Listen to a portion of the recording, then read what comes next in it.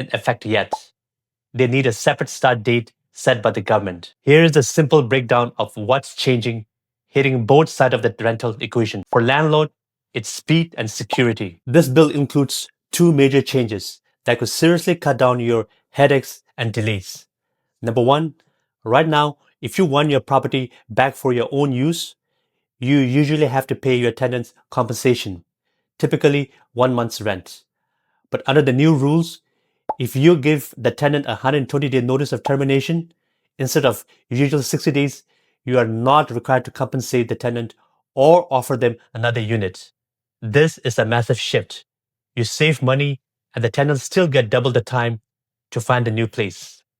Number two, if you are trying to evict the tenants because they haven't paid rent, tenants often try to bring up other issue at the hearing to delay things.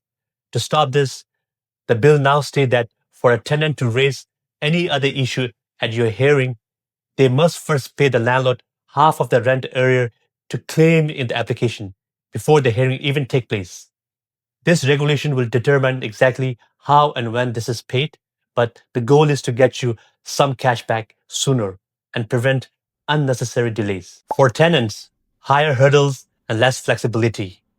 These changes are clearly designed to favor speed and finality, which means tenants face stricter rules. Number one, if your landlord used that new 120 days owner use notice, you lose out on the required compensation payment. While you gain more time to move, you lost that financial cushion. Number two, that new rules requiring you to pay half the rent arrear just to be allowed to bring up your side of the story at the hearing is a big financial hurdle. Number three, historically, the LTB had the power to refuse an eviction order even when the tenant was technically wrong. We call that giving relief from eviction or showing mercy.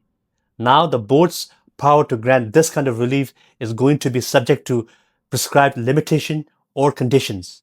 Basically, the board has less room to make exception based on compassionate ground. And number four, if the LTB issue an order against you, your timeline to request and review is shrinking. You now generally only have 15 days from when the decision is issued to submit the new review request. So Bill 60 is all about pushing for a faster system. For landlords, it gives you tools to move proceeding along and reduce cost.